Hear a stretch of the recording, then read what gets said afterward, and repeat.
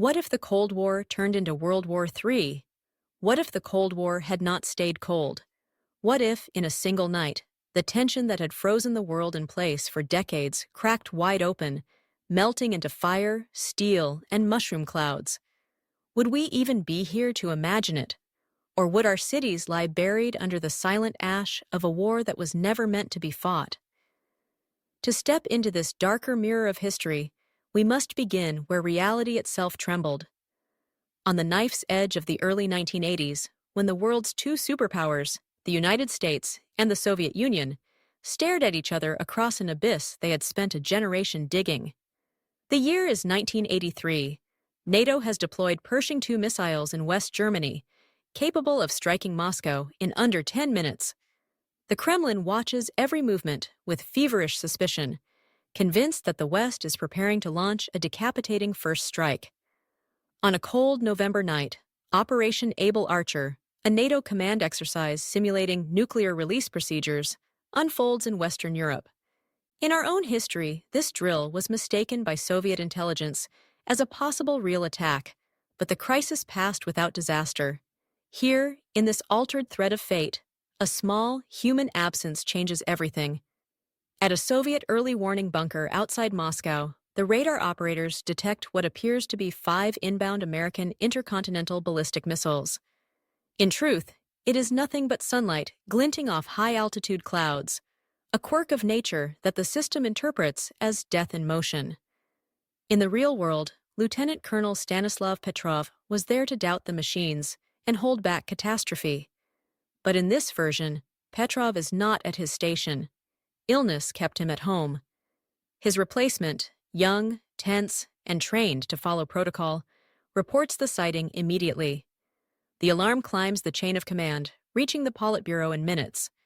General Secretary Yuri Andropov, already weakened by illness and trapped in a mindset of siege, listens to his generals. They argue that if the Americans have fired, the Soviet Union has only minutes before its command structure is destroyed. Waiting, they say, is suicide.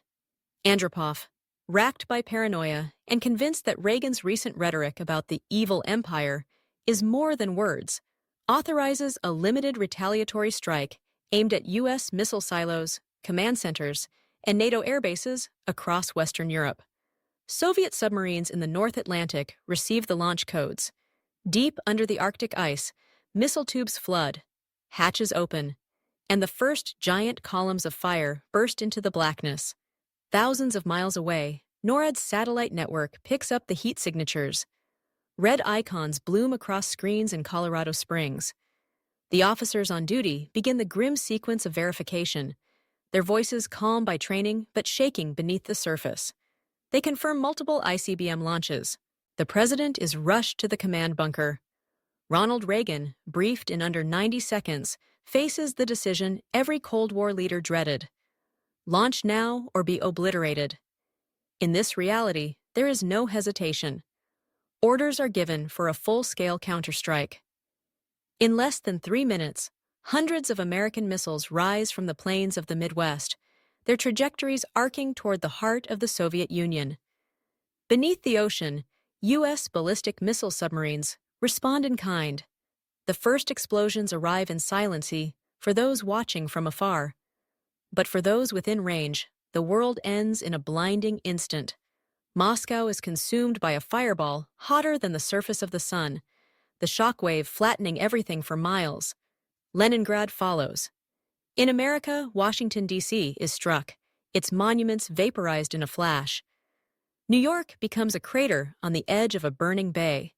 In Europe, NATO air bases erupt in simultaneous destruction, and Warsaw Pact tank divisions surge westward across the inner German border, their treads grinding over the ruins of towns already glowing from the first strikes. Within the first hour, more souls are lost than in the entirety of World War II. But the horror is only beginning. The atmosphere begins to darken as soot and radioactive dust climb into the stratosphere.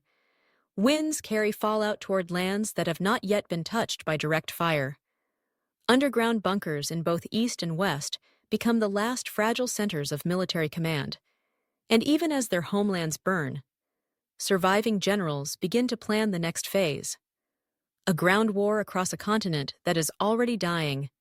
The clock has moved past the moment of no return, and the question is no longer how to win, but whether anything resembling civilization can survive the next 72 hours. The first 72 hours of World War III unfold like a nightmare without pause, the planet itself seeming to recoil from the violence unleashed by human hands.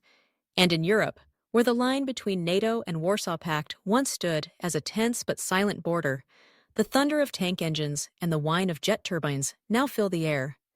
Soviet armored divisions pour through the Fulda Gap, their T-72s leading columns that stretch for miles, supported by mobile artillery and missile batteries, while above them, MiG-29s and Su-24s duel with NATO F-15s and Tornadoes, in a deadly ballet of contrails and explosions. In West Germany, the Bundeswehr, backed by US and British forces, fights a retreating battle, their strategy no longer about holding ground, but about slowing the advance, trading cities for hours in the desperate hope of regrouping. Civilians clog the highways, fleeing westward, their convoys of cars, bicycles, and even on foot moving under skies streaked with the black trails of cruise missiles, some bound for the front, others for cities far behind. In the North Sea, NATO carrier groups scatter to avoid detection, launching wave after wave of sorties against Soviet naval forces, pushing through the Guyuk Gap, the frigid waters becoming a graveyard of burning ships and sinking submarines. In Norway, Soviet paratroopers land in the early hours, seizing airfields and radar stations to open a corridor for their bombers, while further south, the Low Countries become battlegrounds of desperation, bridges blown apart as armies retreat and advance in overlapping waves. Across the globe, in the Pacific, the war has opened a second theater. U.S. forces in Japan and South Korea brace for Soviet and Chinese involvement, with the Sea of Japan boiling with submarine activity and the skies above the Korean peninsula alive with dogfights, tracer fire arcing between supersonic silhouettes. In Alaska, the icy silence shatters as Soviet bombers, escorted by fighters, attempt to breach U.S. air defenses, met by swarms of American interceptors over the Bering Strait, their combat spilling into the vast frozen wilderness. In the Middle East, chaos spreads as both superpowers' regional allies take sides. Iran, Syria, and Iraq lean toward Moscow, while Israel, Saudi Arabia, and Egypt align with Washington, turning ancient rivalries into proxy fronts for a larger apocalypse. The oil fields of the Persian Gulf erupt in flames as missiles strike refineries, sending columns of smoke so thick they blot out the sun, and the price of survival for civilian populations becomes measured in food, clean water, and radiation-free shelter. In the cities that still stand, martial law replaces any semblance of normal life. Streets patrolled by soldiers in gas masks, the air tasting faintly of metal and ash. In underground command centers, maps are covered in markers indicating troop movements, missile impacts, and zones where radiation is already at lethal levels. But the commanders know that their strategic decisions are now made in a vacuum. Their supply lines broken, their satellite networks crippled by anti-satellite strikes in low Earth orbit. In Washington's alternate Pentagon bunker, the Joint Chiefs debate whether to commit the last of the rapid deployment forces to Europe or to hold them back for homeland defense. Aware that the Soviet push toward the Rhine could split NATO in two, in Moscow's hardened control room, surviving Politburo members demand deeper incursions into Western Europe before NATO can regroup, their voices trembling between triumph and terror. And yet, despite the devastation, both sides cling to the belief that victory is still possible, that if they can just deliver the final blow, the other will collapse. But in the cold arithmetic of nuclear war, collapse is a shared destiny, and as the 72nd hour approaches, the front lines in Germany begin to stagnate, not from a lack of will, but from the simple fact that there are fewer soldiers left to fight, fewer tanks with fuel, fewer radios with power, and above it all, the ashen sky grows darker, heralding the deeper catastrophe that neither side can yet see, but will soon engulf them all, the slow, suffocating onset of nuclear winter. By the fourth day, the war has stopped being a sequence of battles and has become a single, unbroken catastrophe, stretching across continents, and the signs of a deeper doom begin to emerge as the fires from hundreds of cities, oil fields, and industrial centers pour soot and ash into the upper atmosphere, turning daylight into a dim orange haze and dropping temperatures by the hour. In the vast farmlands of Ukraine, Kansas, and northern China, the sun is already a pale, cold disk, its warmth unable to penetrate the thick shroud above, and meteorologists, those who still have functioning instruments, warn that this is the early breath of nuclear winter. In refugee camps hastily erected on the outskirts of cities not yet destroyed, hundreds of thousands huddle under improvised shelters, their faces gaunt from hunger, their skin irritated by low levels of radiation that drift invisibly on the wind. In Europe, the Rhine and Danube are choked not only with debris from collapsed bridges and sunken vessels, but with the bodies of those who tried to flee across them, while the once lush countryside is cratered and blackened, fields of wheat reduced to ash and livestock wandering aimlessly through irradiated mud.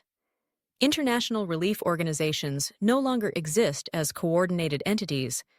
What remains of their personnel operates independently, trading information and supplies through word of mouth, because satellite communications have been shredded by orbital warfare, leaving the modern world abruptly deaf and blind. In Asia, monsoon rains carry radioactive particles deep into rural villages, contaminating rice paddies and water reservoirs, and the panic drives entire populations toward any promise of safety, often straight into the path of advancing armies or the blast zones of recent strikes. In the United States, the Midwest breadbasket is scorched by fires ignited when shockwaves from nearby detonations toppled grain silos and ruptured fuel storage, while coastal cities that escaped direct hits are overwhelmed by waves of refugees from the interior, their infrastructure collapsing under the strain.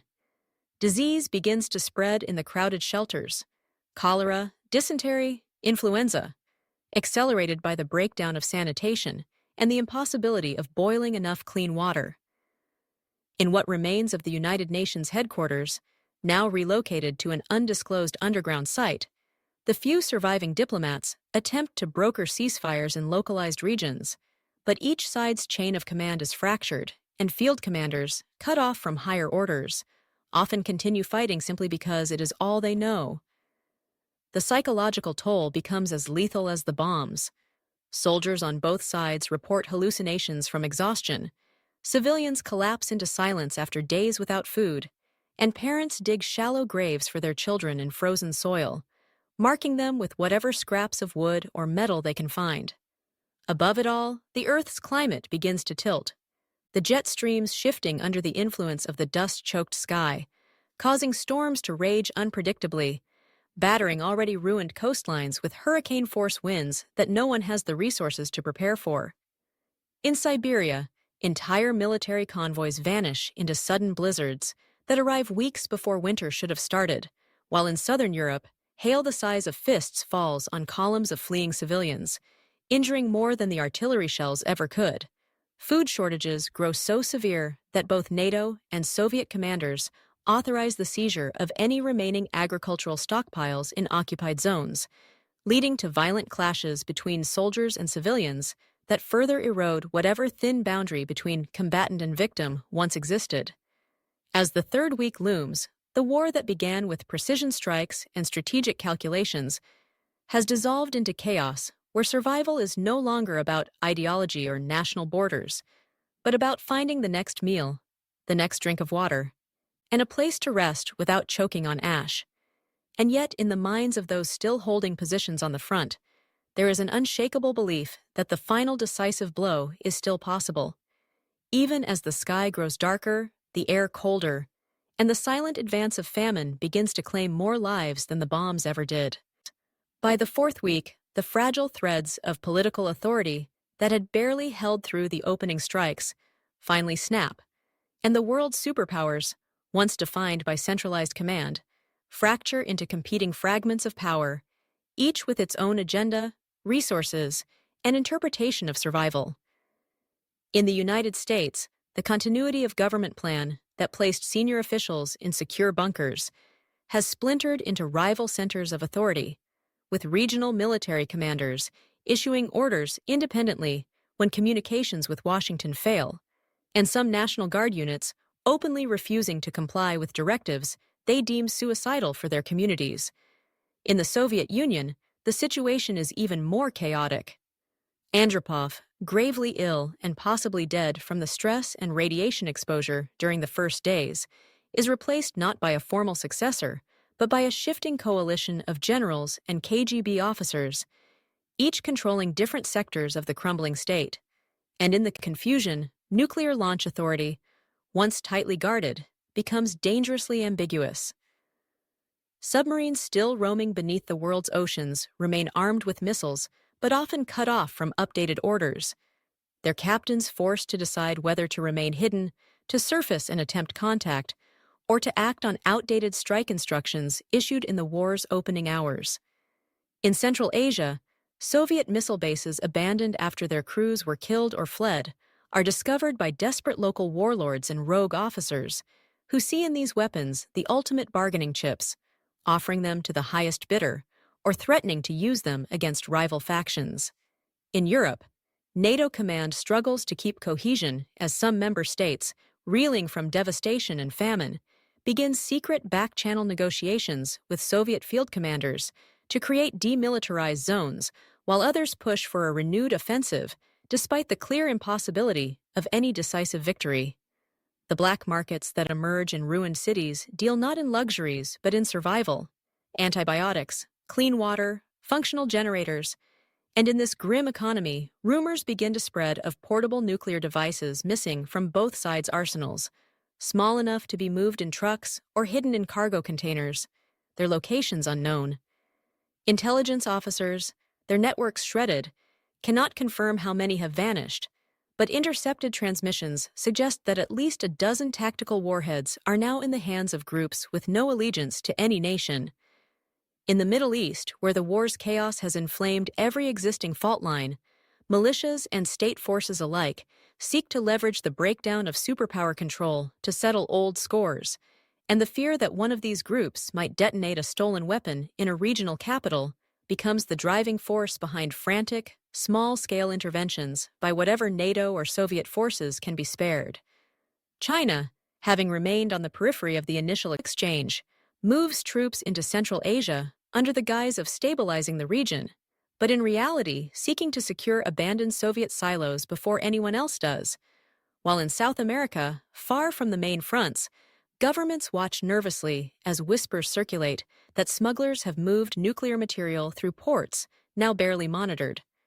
The concept of deterrence, once the backbone of the Cold War, disintegrates entirely, as no one can be certain who holds the power to launch, or whether the person giving the order is acting under any rational calculus. In the cities that remain functional, leaders struggle to address their populations, their broadcasts cutting in and out over damaged infrastructure, promising safety they cannot guarantee. While in the shadows of collapsed governments, armed factions, criminal syndicates, and radical movements grow bolder, seeing the end of centralized power as their moment to seize territory and impose their own order. The war, which began as a duel between two superstates, has metastasized into 100 overlapping conflicts, each fueled by desperation, vengeance, or the lure of absolute power. And with every passing day, the chances of a rogue detonation somewhere in the world grow, threatening to plunge the survivors into an even deeper abyss of destruction, where the line between battlefield and civilian life will vanish completely. By the second month of the war, the global network of alliances that had shaped the second half of the 20th century lies in ruins, its treaties reduced to scraps of paper buried beneath the rubble of capitals, and what remains of NATO and the Warsaw Pact are now shadows of their former selves, fragmented into regional coalitions bound not by ideology, but by mutual desperation. In Europe, once loyal allies turn inward, diverting convoys of food and fuel meant for the front lines to feed their own starving populations, while in the Mediterranean, Greek and Turkish forces, nominally on the same side, clash over control of surviving ports, that have become vital gateways for what little aid still trickles in from the outside world.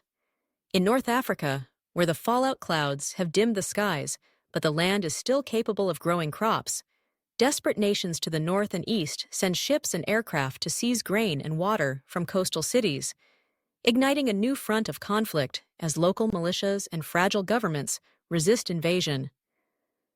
In the oil-rich regions of the Middle East, production has collapsed not from a lack of reserves, but from the destruction of refineries, pipelines, and export infrastructure, leaving the remaining wells guarded by heavily armed factions who trade barrels of crude for weapons, medicine, or political concessions. And this fuels a vicious cycle where each side's survival depends on denying resources to the other. The Arctic, once a frozen expanse beyond the reach of conventional geopolitics, becomes a contested zone as melting ice from sudden climate disruptions reveals accessible reserves of oil and minerals, drawing hastily assembled expeditions from Russia, Canada, and surviving NATO forces, each guarded by armed escorts in a theater where the bitter cold is as deadly as the enemy's bullets. In South America, the collapse of global trade causes economic freefall, and once stable nations find themselves fractured into competing provinces, some aligning with external powers in exchange for fuel shipments, others retreating into isolation. While in Central America, surviving ports become hubs for a growing wave of piracy, with armed gangs intercepting cargo ships and hoarding whatever goods they carry. The oceans, once the arteries of the world economy, are now prowled by desperate fleets, naval remnants from great powers, rogue warlords with captured freighters, and even ad hoc flotillas of refugees who sail from coast to coast in search of a safe harbor, often finding none. In Asia, the collapse of the Soviet Eastern territories creates a power vacuum into which China, Japan, and various Southeast Asian nations cautiously expand, their militaries stretch thin as they attempt to secure supply chains that can no longer be guaranteed by any central authority. And in this chaotic environment, the black market for food, medicine, and clean water becomes more valuable than gold, with smugglers risking minefields and blockades to deliver shipments at astronomical prices.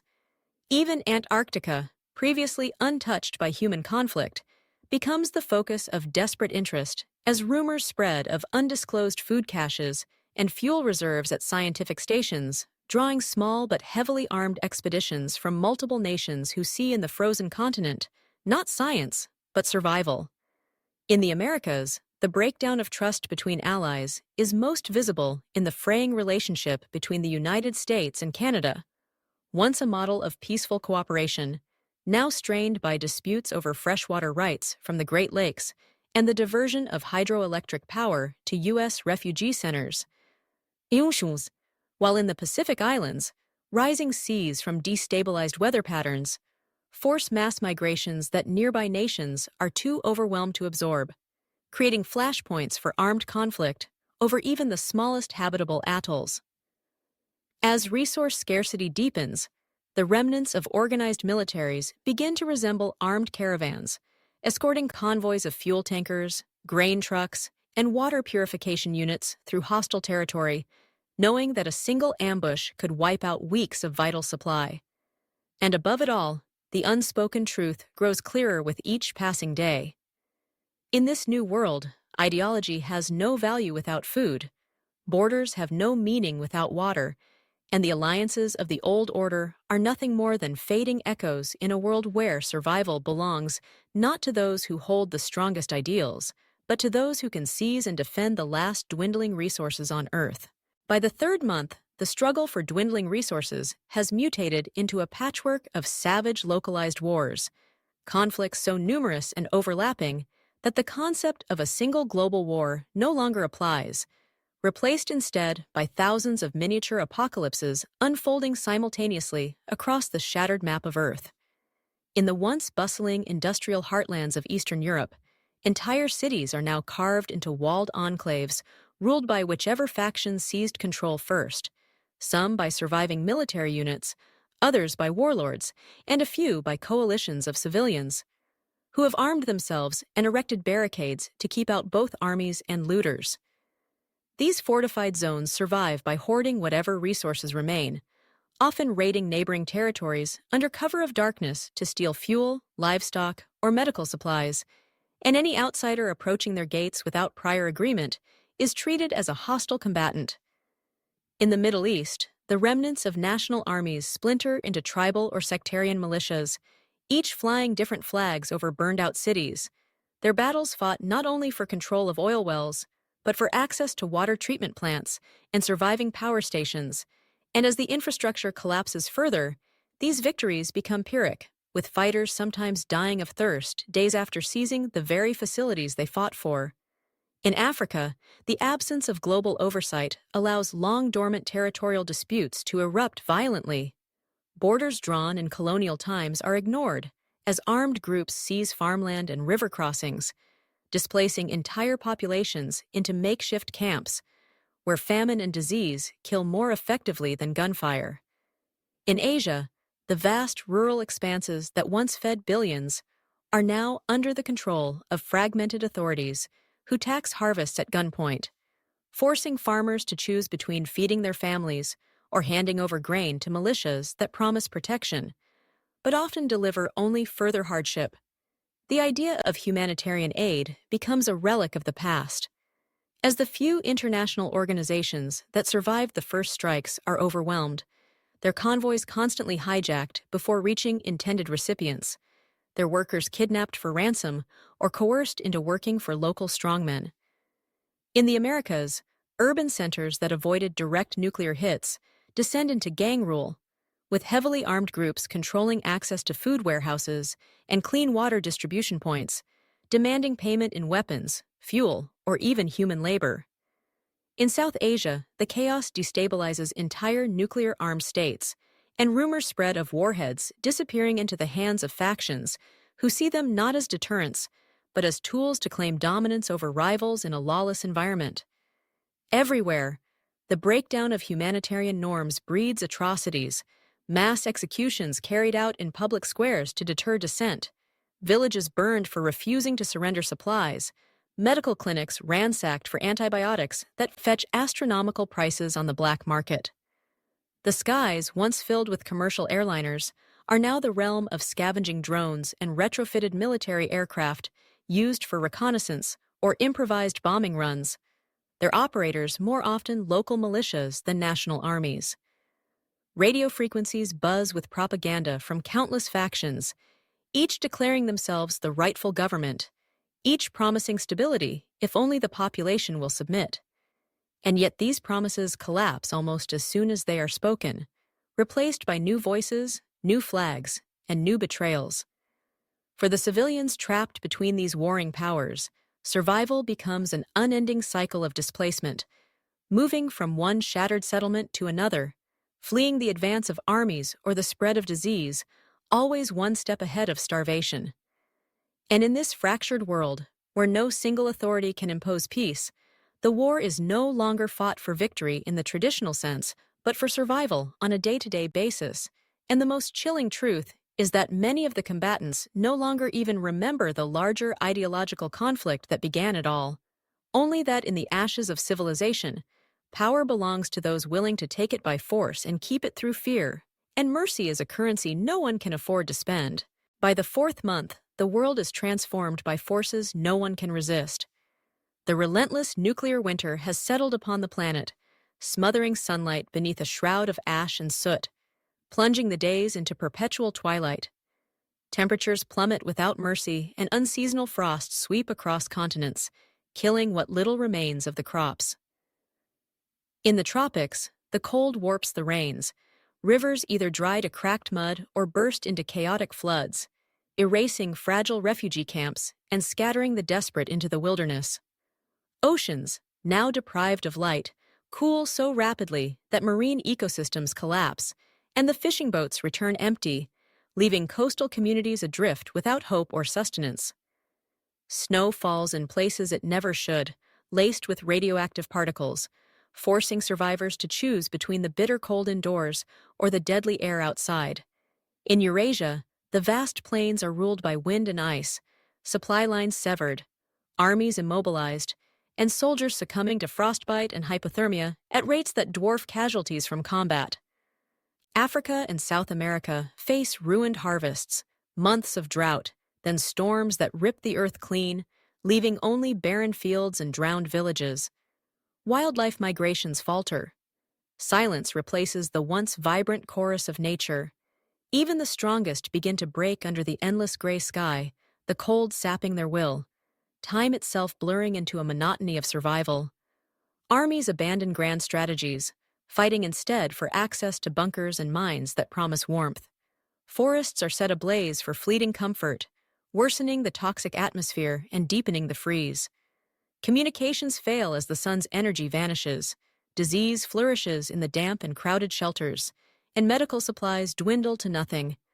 The violence among survivors grows more savage, desperation forcing some to unspeakable acts. In the face of such relentless hostility, survival itself becomes the only measure of victory, and the environment stands as the final, impartial arbiter of humanity's fate. By the sixth month, the world's former powers are only memories. Humanity endures in scattered enclaves, some mere families huddled in basements, others sprawling through subway tunnels or abandoned military bunkers. Each enclave is an island of warmth and flickering light, a fragile refuge against the frozen wasteland beyond. Some are ruled by strict councils, rationing food and water with iron discipline. Others devolve into barter-driven collectives where alliances determine who survives. In the largest shelters, the hum of scavenged generators and the glow of makeshift hydroponic gardens offer a faint illusion of civilization, but sickness and fear linger in every shadow.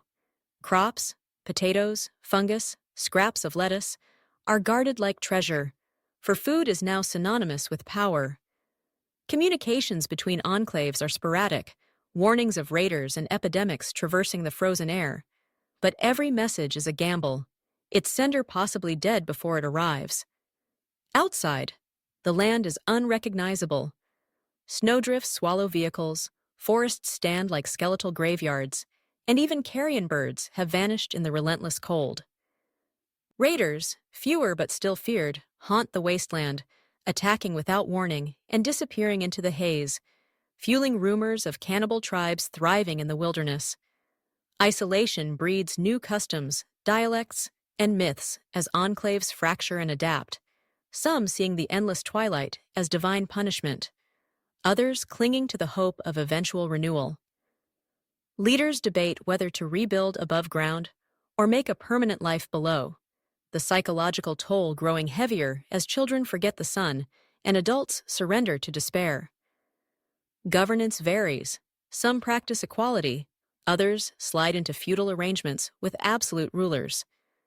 Trade between enclaves replaces diplomacy, every journey a perilous wager against weather, violence, and starvation.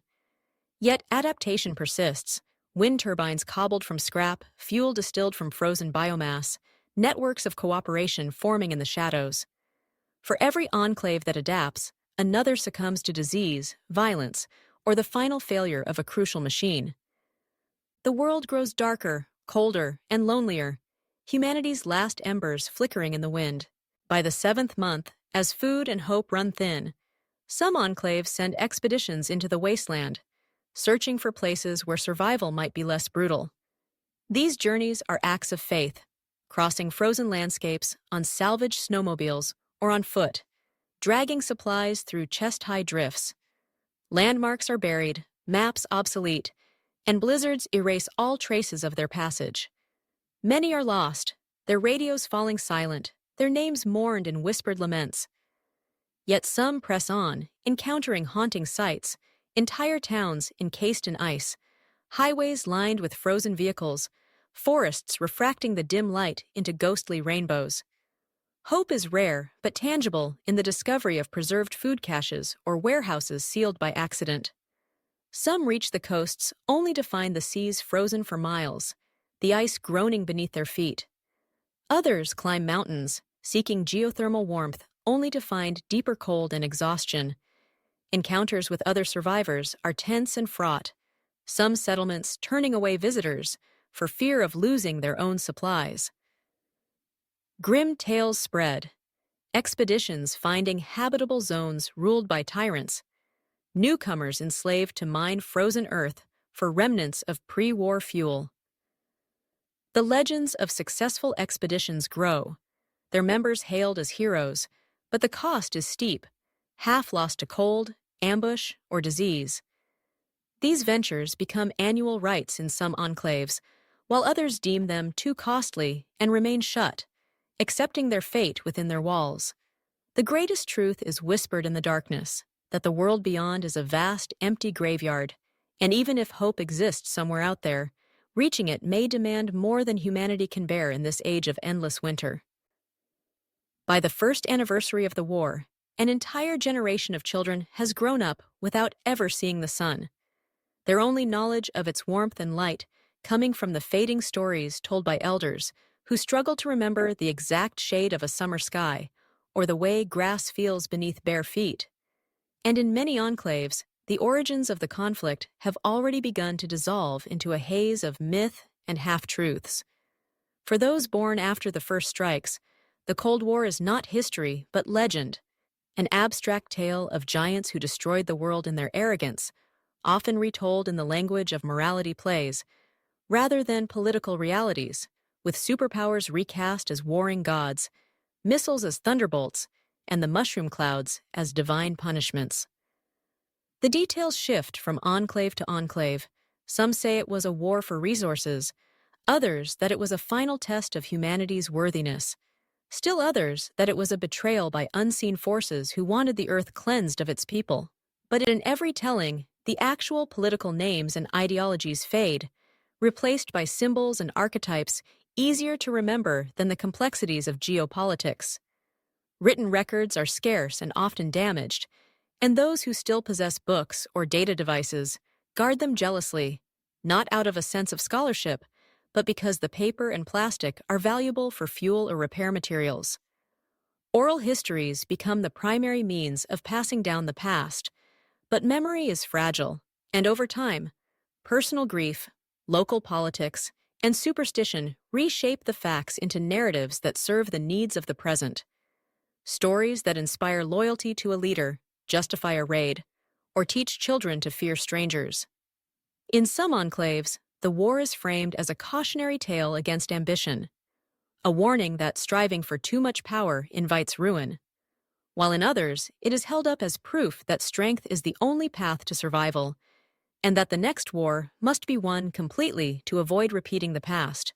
Religious movements emerge, blending fragments of old-world faiths with the imagery of the apocalypse, their rituals focused on appeasing the forces that brought the long night, whether by fasting to conserve resources or offering small sacrifices of food and fuel to the cold sky. A few enclaves attempt to teach history as it was, relying on the memories of aging survivors who served in the military or government before the collapse. But these voices grow fewer each year, and their words are often drowned out by the more comforting or convenient myths that people prefer to believe. Technology suffers the same fate. Machines are used without understanding, their origins forgotten, and when they finally break, the knowledge to repair them is gone, replaced by vague reverence for the people before who could command such power. In the darkest corners of the frozen world, some leaders deliberately suppress the truth of the war's beginnings, knowing that an informed population might question their rule, while others genuinely believe the myths they spread, having inherited them from their own parents without ever hearing the facts. The result is a civilization that no longer remembers the chain of events that led to its ruin, one that navigates the present by stories rather than history. And yet, despite the loss of truth, these myths serve a purpose. They bind communities together, give meaning to suffering, and create a shared identity in a world where the cold erases all else. But the most dangerous aspect of this fading memory is the quiet disappearance of the lesson the real Cold War once taught. That total war cannot be won, only survived, and that in the end, the price is too great for any victory to matter. Without that knowledge, the seeds for the next catastrophe may already be sown in the hearts of those who will inherit what remains of the earth, growing in the shadows of a world where the past has become legend and legend, in time, becomes truth. By the second year of the endless winter, the instinct to rebuild begins to stir in the scattered remnants of humanity, not out of optimism, but necessity, for even the most fortified enclaves understand that isolation is a slow death, and so cautious efforts to re-establish contact across the frozen wasteland emerge, tentative as the first shoots of grass in a dead field. The process is agonizingly slow, for the infrastructure that once stitched continents together lies buried or shattered. Railways warped by heat and then frozen solid. Highways split open by frost heaves. Communication satellites either destroyed in the war's opening days or drifting uselessly without maintenance. The first connections are local, forged between neighboring enclaves willing to risk sending armed caravans through the white void, each journey calculated to the hour. Every mile a gamble against blizzards, ambushes, or the simple exhaustion of beasts of burden now pressed into service where fuel has long since run out. In some regions, radio operators, amateurs who survived in basements filled with salvaged gear, become the lifeline between communities, their crackling voices carrying news of weather patterns, resource caches, and the cautious offers of trade, though even these signals must be guarded. For raiders and hostile factions also listen, plotting to intercept the convoys they hear about. The fragile threads of commerce that emerge are primitive but vital: dried fungus for scavenged batteries, ammunition for antibiotics, fuel for seeds that might grow in sheltered greenhouses. And the exchange is always conducted under armed watch, trust built in increments so small it can be destroyed in a single shot. In some cases, old enemies find themselves making common cause, NATO and former Warsaw Pact survivors meeting not as soldiers, but as starving people with nothing left to fight over but survival itself. Though the memories of bloodshed linger, and any truce is uneasy. Across what was once the Mediterranean, small fleets of ice-hardened fishing boats venture cautiously between ports, their crews braving the shifting ice and the constant threat of piracy to carry messages and goods between isolated coastal enclaves, reviving in miniature the ancient lifelines of trade that once bound civilizations together. In the Americas, an ambitious group of engineers in a surviving Canadian enclave manages to repair a shortwave array powerful enough to reach parts of Europe, and though the first exchanges are little more than static-laced fragments, the realization that voices can cross oceans again sparks a fragile sense of possibility. Not all attempts succeed. Many envoys vanish into the snow without a trace, their sleds found months later as empty husks, while others are betrayed by those they hoped to ally with, their supplies seized and their people taken as slaves. But each small victory, each successful journey, reinforces the idea that connection is still possible. The dream of a larger network begins to take shape, whispered in council chambers and over crackling radios. A league of enclaves united not by ideology but by mutual survival, pooling knowledge, resources, and labor to create a chance, however slim, of enduring beyond the next decade. To that end, some begin to rebuild the art of diplomacy, sending not just traders but negotiators, men and women trained to navigate the fragile egos of warlords and the paranoia of isolated leaders who fear betrayal as much as starvation. These efforts are constantly undermined by the environment itself. Storms wiping out entire missions, sudden thaws flooding lowland settlements, and the ever-present risk of illness spreading between previously isolated populations. Yet despite the setbacks, the slow web of contact grows. Each new link a defiance of the cold, each handshake, whether literal or symbolic, a small act of rebellion against the isolation the war tried to impose. And for the first time since the missiles fell, there are whispers in the frozen dark of something that has not been heard in years. The possibility, however faint, of a future that is shared rather than fought over. By the third year since the first flashes lit the sky, the world that remains is neither at war nor at peace, but suspended in a fragile, brittle balance, a planet wrapped in silence save for the howling wind and the occasional distant rumble of ice breaking over seas that once carried fleets. The network of enclaves, painstakingly built over months, is a thin web stretched over a void, each connection dependent on the survival of a handful of people, each promise of cooperation vulnerable to the next failed harvest. the next brutal storm, or the ambitions of a single ruthless leader. There are pockets where life has begun to adapt in ways that would have seemed impossible before the war. Vast underground farms lit by salvaged lamps where crops grow slowly in filtered air, wind-driven pumps that draw clean water from frozen aquifers, small workshops where scavenged metal is reforged into tools and weapons. But these are fragile victories, easily undone by miscalculation or sabotage. In some places, the climate begins to shift again, the blanket of soot in the upper atmosphere thinning slightly, allowing a weak sun to pierce the gloom for the first time in years. Its light a pale, almost alien gold that stirs emotions many had forgotten they could feel. In one enclave, children run into the streets to feel the faint warmth on their faces, and elders weep openly, though the joy is tempered by fear, for no one knows whether this change marks the slow retreat of nuclear winter or merely a temporary break before the next wave of cold descends.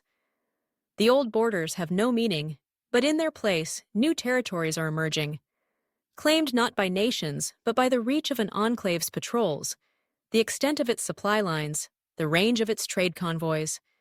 Diplomacy is still a dangerous art. One misstep can turn an ally into a predator, but in the slow accumulation of trust, some regions manage to create joint councils, rudimentary governance that begins to address not just survival, but the possibility of rebuilding something more enduring.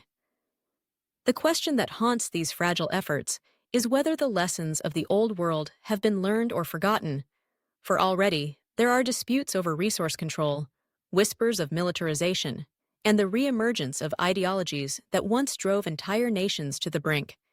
In the coldest corners of the earth, where the sun has yet to return, there are still warlords who dream of conquest, still silos buried under ice with their payloads intact, still factions that believe the path to dominance lies in force rather than cooperation. The survivors know that the next great decision will not be made in a single command bunker or by a single leader, but in hundreds of small, hidden rooms, where exhausted people debate whether to cling to the safety of isolation or risk everything in the hope of rebuilding a shared civilization. And it is in these rooms, under the dim light of salvaged bulbs and the steady heartbeat of generators, that the true fate of the post-war world will be decided, not by the blast of missiles or the march of armies, but by whether human beings can still choose connection over fear, creation over destruction, and unity over the ghosts of the past. And so, in this imagined history, where the Cold War burned into the inferno of World War III, the Earth we inherit is not the world we knew, but a fractured shadow of it, scarred, frozen, and haunted by the memories of a single mistake amplified to global extinction's edge. Cities are gone, nations are myths, and survival is the only currency left.